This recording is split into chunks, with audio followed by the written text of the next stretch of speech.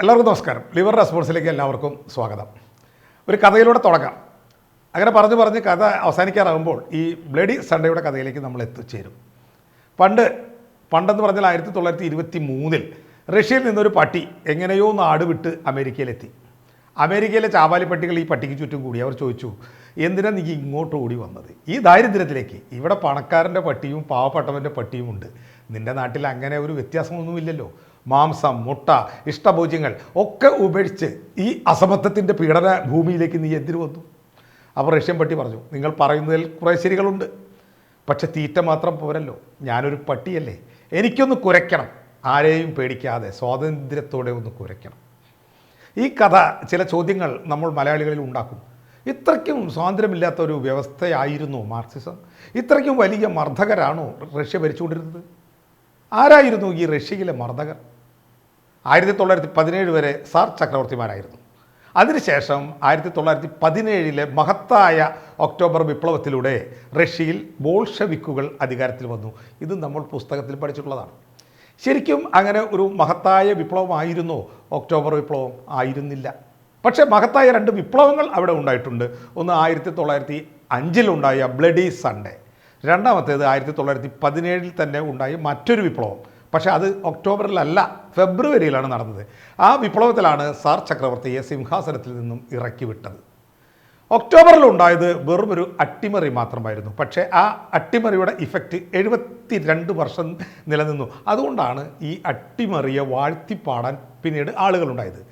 ആ അട്ടിമറി നടത്തി ഭരണം പിടിക്കാൻ കമ്മ്യൂണിസ്റ്റുകളെ പ്രാപ്തമാക്കിയത് മുമ്പ് സൂചിപ്പിച്ച മഹത്തായ രണ്ട് വിപ്ലവങ്ങളായിരുന്നു. അതിലൊന്നാണ് 1905 ബ്ലഡി സൺഡേ. അതിന് നേതൃത്വം കൊടുത്തത് ഒരു വൈദികൻ. ഓരോരോ ഗതിവിഗതികളെ, ഓരോ നിയോഗങ്ങൾ എത്ര ആകസ്മികമായിട്ടാണ് ചരിത്രം ചില സംഭവങ്ങൾക്ക് സാക്ഷ്യമാകുന്നത്. 1905 വരെ വലിയ കുഴപ്പമൊന്നുമില്ലാതെ പോയ ഒരു നാട്. എല്ലാ നാട്ടിലെയും പോലെ റഷ്യയിലെ രാജാവും അതുപോലെ തന്നെ അവരുടെ വരേണ്യവർഗ്ഗങ്ങളും കൂടി കർഷകരുടെ നീരൂറ്റി കുടിച്ച് സസുഖം വാണു. റഷ്യയിൽ പ്രഭുക്കന്മാരും ഉദ്യോഗസ്ഥരും വ്യവസായികളും കൂടി ഏകദേശം 30 ലക്ഷം പേരുണ്ടായിരുന്നു. അവർ ഒറ്റക്കെട്ടായി നിന്ന് റഷ്യയിലെ ഒറ്റക്കെട്ടല്ലാത്ത 18 കോടി ജനങ്ങളെ അടക്കി ഭരിച്ചു പോന്നു. ജനങ്ങളിൽ 90% കർഷകരായിരുന്നു. കർഷക തൊഴിലാളികളുണ്ടായിരുന്നു, അടിമ വേലക്കാർ ഉണ്ടായിരുന്നു. ഏകദേശം 30 ലക്ഷത്തോളം വരുന്ന വ്യാവസായിക തൊഴിലാളി വർഗവും 19-ാം നൂറ്റാണ്ട് അവസാനിക്കുമ്പോൾ അവിടെ ഉണ്ടായിരുന്നു.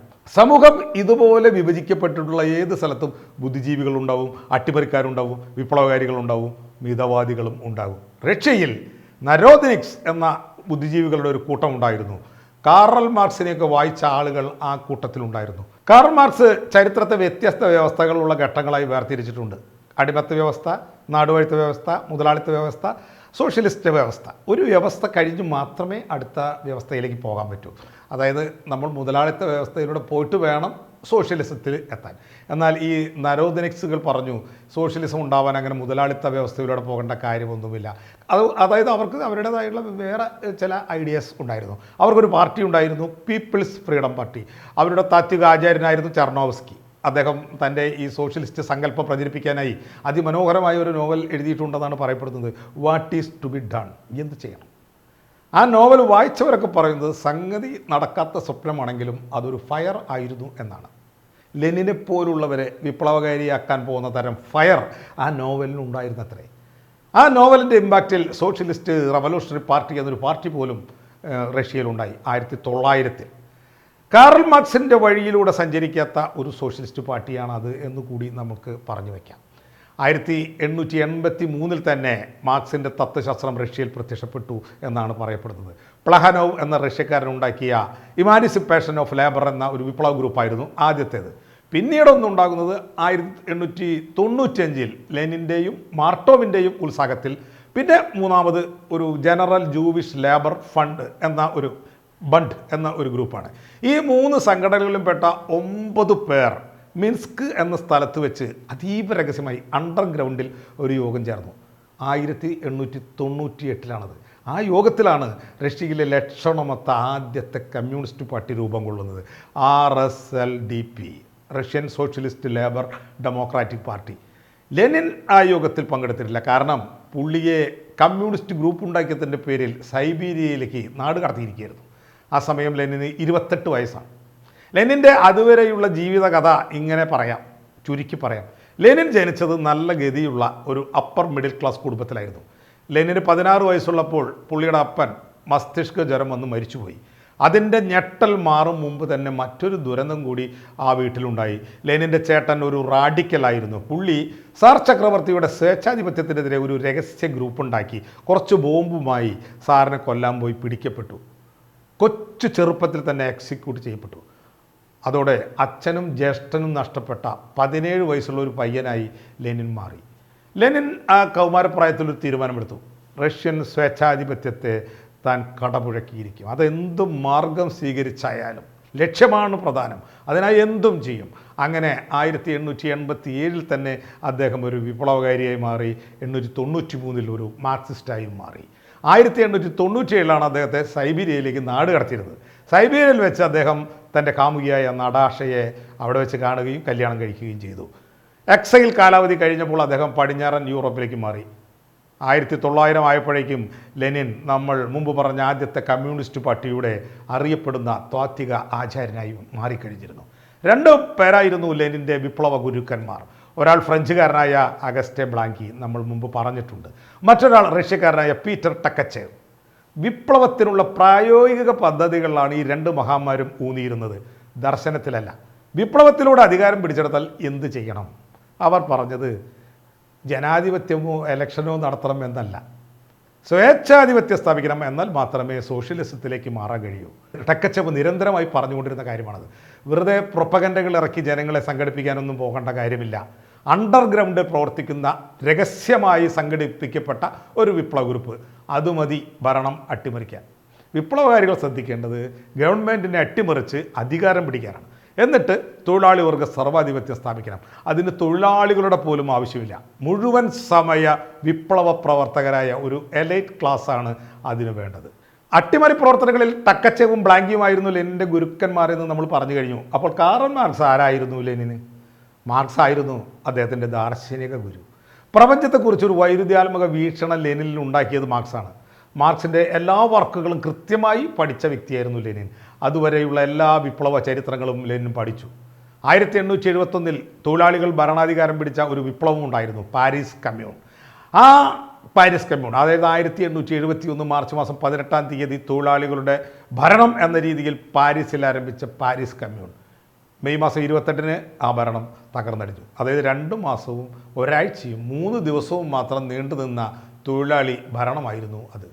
പക്ഷേ ആ ഭരണം ക്രിസ്തുമതത്തെ ശരിക്കും കൈകാര്യം ചെയ്തു. രാഷ്ട്രീയ കാര്യങ്ങളിൽ ക്രിസ്തുമതം ഇടപെടാൻ പാടില്ല എന്ന് വിലക്കി. പോലീസിനെ നിയന്ത്രിച്ചു, വാടകകൾ ഇളവ് ചെയ്തു, ബാലവേല നിർത്തിവെച്ചു. ലോകത്തിൽ ആദ്യമായി തൊഴിലാളികൾ ഒരു നാട് ഭരിച്ച കുറച്ച് നാളുകൾ. അപ്പോഴേക്കും തോറ്റോടിപ്പോയ ശക്തികൾ പൂർവാധികം ശക്തിയോടെ തിരിച്ചെത്തി. ഫ്രഞ്ച് ആർമി വൻ ആയുധ ശക്തിയോടെ അവർ ആഞ്ഞടിച്ചതോടെ കമ്മ്യൂണാർഡുകൾക്ക് കീഴടങ്ങേണ്ടി വന്നു. 20,000 പേരെ സ്പോട്ടിൽ അവർ കൊന്നു. 7,500 പേരെ ജയിലിലടച്ചു. ബാക്കിയുള്ള തൊഴിലാളി പക്ഷക്കാർ നാട് വിട്ടോടി. ലെനിൻ ഈ പരാജയം കൃത്യമായി പരിശോധിച്ചു. എന്തുകൊണ്ടാണ് തൊഴിലാളി വർഗം പരാജയപ്പെട്ടത്? കാറൽ മാർക്സും ഇക്കാര്യം ഗൗരവമായി വിലയിരുത്തിയിരുന്നു. തൊഴിലാളികൾക്ക് ഒരു കേന്ദ്രീകൃത നേതൃത്വമില്ലായിരുന്നു എന്നവർ കണ്ടെത്തി. വിപ്ലവത്തിലൂടെ അധികാരം പിടിച്ചാൽ അത് നിലനിർത്തണമെങ്കിൽ ജനാധിപത്യം പറ്റില്ല, ഫ്രീഡം സ്പീച്ച് അനുവദിക്കാനാവില്ല, മുകളിൽ നിന്നുള്ള ഓർഡറുകൾ താഴെയുള്ളവർ ചോദ്യം ചെയ്യാൻ പാടില്ല, അധികാരം ഒരാളിലോ ഒരു കോർ ഗ്രൂപ്പിലോ കേന്ദ്രീകരിച്ച് സൈന്യത്തെപ്പോലെ അതുപോലെ അച്ചടക്കം പാലിച്ച് ജാഗ്രത പുലർത്തിയിരുന്നെങ്കിൽ ഫ്രഞ്ച് സൈന്യത്തെ തുരത്താമായിരുന്നു എന്ന് ലെനിൻ മനസ്സിലാക്കി, കാറൽ മാർക്സും മനസ്സിലാക്കി. പാരീസ് കമ്മ്യൂണിൻ്റെ ഇത്തരം അനുഭവങ്ങളിലൂടെ ലെനിൻ മാർക്സിൻ്റെ ആശയങ്ങളെ പുതുക്കി പണിതു. തൻ്റെ പുതിയ ഏകാധിപത്യ ആശയങ്ങൾ അദ്ദേഹം മാർക്സിസത്തോട് കൂട്ടിച്ചേർത്തു. തൻ്റെ ആ ഏകാധിപത്യ ലൈനിട്ട പൊന്നോമന പേരാണ് കേന്ദ്രീകൃത ജനാധിപത്യം. ലോകത്തിലുള്ള ഭൂരിഭാഗം കമ്മ്യൂണിസ്റ്റ് പാർട്ടികളും ലെനിൻ്റെ ഈ ജനാധിപത്യ സമ്പ്രദായമാണ് ഇപ്പോഴും പിന്തുടർന്നുകൊണ്ടിരിക്കുന്നത്. ബാലറ്റ് പേപ്പറിലൂടെ എല്ലാ കക്ഷികളെയും പങ്കെടുപ്പിച്ചുകൊണ്ട് നടക്കുന്ന ജനാധിപത്യത്തെ അവർ വിളിക്കുന്ന പേര് വേറെയാണ്. അതിൻ്റെ പേര് ബൂർഷാ ജനാധിപത്യം എന്നാണ്. കമ്മ്യൂണിസ്റ്റ് പാർട്ടിക്ക് വേണ്ടി ലെനിനാണ് ഇസ്ക്ര എന്ന പത്രം തുടങ്ങിയത്. 1900 അത് തുടങ്ങി. 2 ആഴ്ചയിൽ ഒരിക്കൽ അത് പ്രസിദ്ധീകരിക്കും. ലെനിൻ എവിടേക്ക് ഒളിവ് മാറുന്നു അവിടെ നിന്നാണ് ഇസ്ക്ര പ്രസിദ്ധീകരിക്കുക. ലെനിന് ഷെൽട്ടർ ജർമ്മനിയിലാണെങ്കിൽ ജർമ്മനിയിൽ നിന്ന്, മ്യൂണിക്കിലാണെങ്കിൽ അവിടെ നിന്ന്, എന്നിട്ട് അവിടെ നിന്നൊക്കെ കോപ്പികൾ റഷ്യയിലേക്ക് ഒളിച്ചു കടത്തുകയായിരുന്നു. നമ്മളൊരു നോവലിനെ കുറിച്ച് മുമ്പ് സൂചിപ്പിച്ചു. ചർണോസ്കി എഴുതിയ what is to be done. ആ നോവലിൻ്റെ പേരെടുത്ത് ഒരു പുസ്തകം തന്നെ ലെനിനും എഴുതി.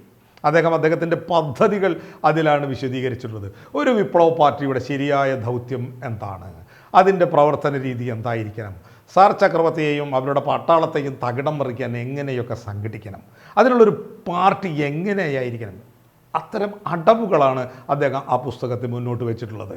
വാൻഗാർഡ് ഓഫ് ദി പ്രോലിറ്റേറിയറ്റ് എന്നാണ് അദ്ദേഹത്തിൻ്റെ മനസ്സിലുള്ള പാർട്ടിയെ വിശേഷിപ്പിച്ചത്. തൊഴിലാളി വർഗത്തിൻ്റെ മുന്നണി പടയാളിയായ പാർട്ടി എന്നാണ് അതിൻ്റെ പച്ചമലയാളം. ആ പാർട്ടിയിൽ ജനക്കൂട്ടത്തിൻ്റെ ആവശ്യമില്ല, പ്രൊഫഷണലായ കുറച്ച് വിപ്ലവകാരികൾ മാത്രം മതി. എന്തു വലിയ മൂവ്മെൻറ്റും അവർ നയിച്ചോളും. ഒരു ഏവറേജ് പ്രവർത്തകനെ വിപ്ലവകാരിയാക്കി മാറ്റാൻ അവർക്ക് പറ്റും. പാർട്ടിയോട് പ്രതിബദ്ധതയുള്ള, പാർട്ടിക്ക് വേണ്ടി മരിക്കാൻ തയ്യാറുള്ള, കൂറും അച്ചടക്കവുമുള്ള പ്രവർത്തകർ നിറഞ്ഞ അങ്ങേയറ്റം കേന്ദ്രീകൃതമായ ഒരു പാർട്ടിയാണ് അദ്ദേഹം രൂപകൽപ്പന ചെയ്തത്. മേൽഘടകങ്ങളിൽ നിന്ന് വരുന്ന തീരുമാനങ്ങൾ കണ്ണുമടച്ച് നടപ്പാക്കുക, അതിനുശേഷം മാത്രം ആ തീരുമാനങ്ങളെ കീഴ്ഘടകങ്ങൾ വിമർശിക്കുക. അതും ഒരു മെമ്പർ അയാളുടെ ഘടകത്തിൽ മാത്രം ഒതുങ്ങി നിന്ന് രഹസ്യമായി വിമർശിക്കുക. ഈ അതീവ ശോകമായ ഏർപ്പാടിനെയാണ് ലെനിൻ കേന്ദ്രീകൃത ജനാധിപത്യം എന്ന് വിളിച്ചത്. രാഷ്ട്രീയ സ്വാതന്ത്ര്യത്തിനായി എങ്ങനെയാണ് അണ്ടർഗ്രൗണ്ടിൽ വർക്ക് ചെയ്യേണ്ടത്, അണ്ടർഗ്രൗണ്ടിൽ നടത്തുന്ന ഗൂഢാത്മകമായ തയ്യാറെടുപ്പുകളെ നമ്മൾ എങ്ങനെയാണ് തൊഴിലാളി വർഗത്തിൻ്റെ വർഗസമരവുമായി യോജിപ്പിക്കേണ്ടത്, അതിനുതകും വിധമുള്ള ഒരു പാർട്ടിയാണ് അദ്ദേഹം രൂപകൽപ്പന ചെയ്തത്. ലെനിൻ്റെ വിപ്ലവാശയം അന്നത്തെ സ്ഥിതിയിൽ വളരെ സിമ്പിളായിരുന്നു, ലളിതമായിരുന്നു. ഏകദേശം 17 കോടി 18 കോടി വരുന്ന പാവങ്ങളെ സാർ ചക്രവർത്തിയും വരേണ്യവർഗവും ചൂഷണം ചെയ്തുകൊണ്ടിരിക്കുന്നു. ഈ പാവങ്ങളൊക്കെ അധികവും ഭീരുക്കളായിരുന്നു, അതുപോലെ വിധേയരുമായിരുന്നു. അടിമയാകാൻ ചങ്ങല വേണമെന്നില്ലല്ലോ, അതൊരു സൈക്കോളജിക്കൽ വിധേയത്വമാണല്ലോ. ഇങ്ങനെ ഒരവസ്ഥയിൽ ഒരിക്കലും വലിയൊരു മാസ് തന്നോടൊപ്പം വരില്ല എന്ന് ലെനിൻ കണക്ക് കൂട്ടി. അതുകൊണ്ട് ഉള്ള ആളുകളെ വെള്ളം ചോരാത്ത രീതിയിൽ ഒറ്റക്കെട്ടാക്കി നിർത്തണം. ഒറ്റുന്നവനെ ശത്രുവിനേക്കാൾ ഭീകരമായി കൊല്ലണം. ഒപ്പം വരുന്ന ആളുകൾ എണ്ണത്തിൽ കുറവാണെങ്കിൽ ആ കുറവ് ആയുധം വെച്ച് പരിഹരിക്കണം. അതിനായി ആയുധങ്ങൾ സംഭരിക്കണം. ആയുധം സംഭരിക്കണമെങ്കിലോ കാശ് വേണം. കാശ് എങ്ങനെയാണ് സ്വരൂപിക്കുക? അധികാരമില്ലാത്ത പാർട്ടിക്ക് കാശ് സംഭാവനയായി കിട്ടില്ല. പാർട്ടി പ്രവർത്തകരാണെങ്കിൽ ഗതിയില്ലാത്തവർ, അതിനാൽ അവരിൽ നിന്നും ക്യാഷ് പ്രതീക്ഷിക്കാൻ വയ്യ. അങ്ങനെയാണ് ലെനിൻ കൊള്ള നടത്താൻ സമർത്ഥരായ ആളുകളെ തപ്പുന്നത്. സാധാ കൊള്ളക്കാരെയല്ല പുള്ളി തപ്പിയത്, സർ ചക്രവർത്തിമാരോട് എതിർപ്പുള്ള, അവരുടെ ഭരണം അട്ടിമറിക്കാൻ എന്തും ചെയ്യാൻ തയ്യാറുള്ള രാഷ്ട്രീയം മനസ്സിലുള്ള കൊള്ളക്കാർ. ഇങ്ങനെ കൊള്ള ചെയ്ത് പണം ഉണ്ടാക്കുന്നതിന് ലെനിൻ കണ്ടെത്തിയ പേരാണ് മണി ഓപ്പറേഷൻ. ഇത്തരം കൊള്ളകൾ ചെയ്യാൻ കഴിവുള്ള ഒരു ടീമിൻ്റെ ലീഡറെ അദ്ദേഹം തപ്പി. അങ്ങനെ തപ്പി കിട്ടിയ ആളാണ് സ്റ്റാലിൻ. ലെനിനും സ്റ്റാലിനും തമ്മിലുള്ള ബന്ധം തുടങ്ങുന്നത് അങ്ങനെയാണ്. സ്റ്റാലിനെ കുറിച്ചുള്ള ഈ വിവരങ്ങൾ അറിയാൻ ടിബ്ലിസ് ബാങ്ക് റോബറി എന്ന് ഗൂഗിൾ ചെയ്താൽ മതി, എല്ലാവർക്കും മനസ്സിലാവും. ലെനിനെ സംബന്ധിച്ചിടത്തോളം പാർട്ടി എന്നത് പ്രൊഫഷണലായ റവല്യൂഷണറികളെ വെച്ചുള്ള ചെറിയ ഗ്രൂപ്പ് മാത്രമായിരുന്നു എന്ന് നമ്മൾ പറഞ്ഞു. കട്ടയ്ക്ക് നിൽക്കുന്ന കുറച്ച് ആളുകൾ ഉണ്ടായാൽ മതി, വലിയൊരു ജനക്കൂട്ടം വേണ്ടേ വേണ്ട. അണ്ടർഗ്രൗണ്ട് വർക്കും ആയുധ കൂമ്പാരവും ഉണ്ടെങ്കിൽ ഒരു അവസരം കിട്ടുന്ന മുറയ്ക്ക് ചക്രവർത്തിയുടെ തലവെട്ടി അധികാരം പിടിക്കാം. 1903 RSDLPയുടെ 2ാം സമ്മേളനം ചേരുമ്പോൾ ഈ കാര്യങ്ങളൊക്കെയാണ് ചർച്ച ചെയ്യപ്പെടുന്നത്. ആ പാർട്ടിയിലെ ഒരു വിഭാഗത്തിന് ലെനിൻ്റെ ഈ കേന്ദ്രീകൃത ജനാധിപത്യമെന്ന ആശയത്തെ അംഗീകരിക്കാൻ കഴിഞ്ഞില്ല. അത് പിന്നെയും അഡ്ജസ്റ്റ് ചെയ്യാം. കൊലയും മണി ഓപ്പറേഷൻ എന്ന കൊള്ളയും അവർക്ക് അത് തീരെ അംഗീകരിക്കാൻ കഴിഞ്ഞില്ല. കാരണം അവർ മാർക്സിനെയും എംഗൽസിനെയുമായിരുന്നു ഫോളോ ചെയ്തിരുന്നത്. അവർ ലെനിൻ്റെ ഐഡിയയെ പാർട്ടിക്കുള്ളിൽ എതിർത്തു. ജൂലിയസ് മാർട്ടോവ് ആയിരുന്നു ആ വിഭാഗത്തിൻ്റെ നേതാവ്. ഒരു പാർട്ടി അംഗം എന്നാൽ ആരാണ്? ആ ഒരു ചോദ്യം സമ്മേളനത്തിൽ ഉയർന്നു. പാർട്ടിയുടെ പരിപാടി സ്വീകരിക്കുകയും പാർട്ടിയെ സാമ്പത്തികമായി പിന്തുണയ്ക്കുകയും ചെയ്യുന്ന ഏതൊരാൾക്കും പാർട്ടി മെമ്പറാകാമെന്ന് മാർട്ടോവ് പറഞ്ഞു. അപ്പോൾ ലെനിൻ പറഞ്ഞത് പോരാ, പാർട്ടി അംഗങ്ങൾ പ്രൊഫഷണൽ വിപ്ലവകാരികളാകണം എന്നാണ് അദ്ദേഹം പറഞ്ഞത്.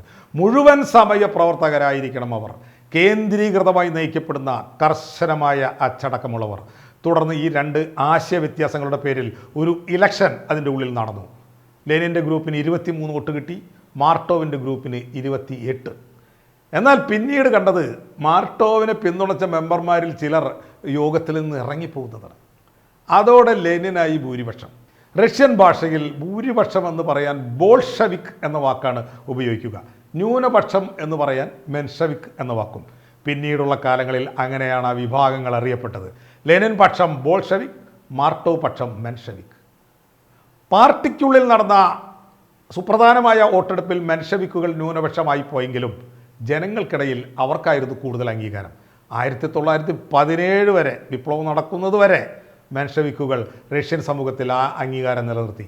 ആ നിലയെ തകിടം മറിച്ചുകൊണ്ട് ന്യൂനപക്ഷമായ ലെനിൻ്റെ ഗ്രൂപ്പിന് എങ്ങനെയാണ് 1917 അധികാരം പിടിക്കാൻ കഴിഞ്ഞത്? അതിലേക്ക് എത്താൻ കുറേ പണിയുണ്ട്. തൽക്കാലം നമ്മൾ 1903 എത്തിയിട്ടേ ഉള്ളൂ. റഷ്യയിലെ കമ്മ്യൂണിസ്റ്റ് പാർട്ടി മെൻഷവിക്കുകളായും ബോൾഷെവിക്കുകളായും മാറിയ വർഷത്തിലാണ് നമ്മളിപ്പോൾ നിൽക്കുന്നത്. ഇക്കാലത്ത് ജനങ്ങളുടെ വിശ്വാസ പ്രമാണങ്ങൾ എന്തായിരുന്നു എന്നുകൂടി നമ്മൾ പരിശോധിക്കണം. രാജ്യാധികാരം ദൈവദത്തമാണെന്ന് ജനങ്ങൾ വിശ്വസിച്ചിരുന്നു.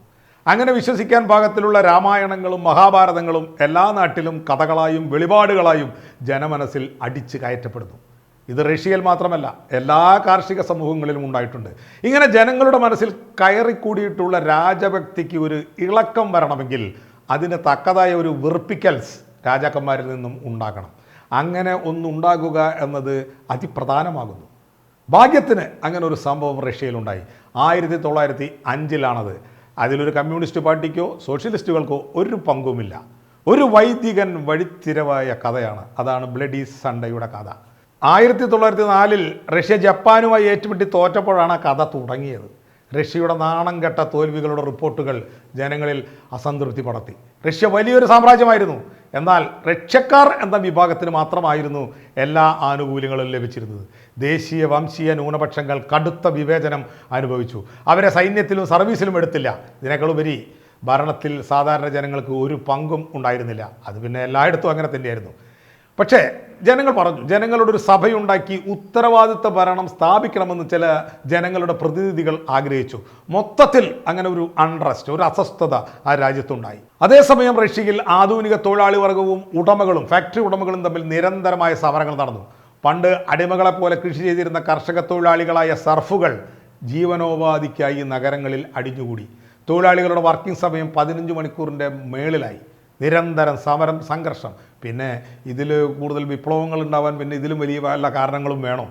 സമരത്തെ കൺട്രോൾ ചെയ്യാൻ സെൻറ്റ് പീറ്റേഴ്സ്ബർഗിലെ രഹസ്യ പോലീസ് ഒരു സൂത്രം പ്രയോഗിച്ചു. നമുക്കിന്ന് കേട്ടാൽ ചിരി വരും. പോലീസ് തന്നെ മുൻകൈയെടുത്ത് അവിടുത്തെ മില്ല് തൊഴിലാളികൾക്കൊരു സംഘടന ഉണ്ടാക്കി. അസംബ്ലി എന്നായിരുന്നു ആ യൂണിയൻ്റെ പേര്. The assembly of Russian factory and mill workers. ആ യൂണിയൻ്റെ നേതാവായി അവർ ഒരു വൈദികനെയാണ് തെരഞ്ഞെടുത്ത് നിയമിച്ചത്. സെൻറ്റ് പീറ്റേഴ്സ്ബർഗിലെ ഓർത്തഡോക്സ് പള്ളിയിലെ വൈദികനായിരുന്ന ജോർജ് ഗപ്പോൺ എന്ന അച്ഛൻ.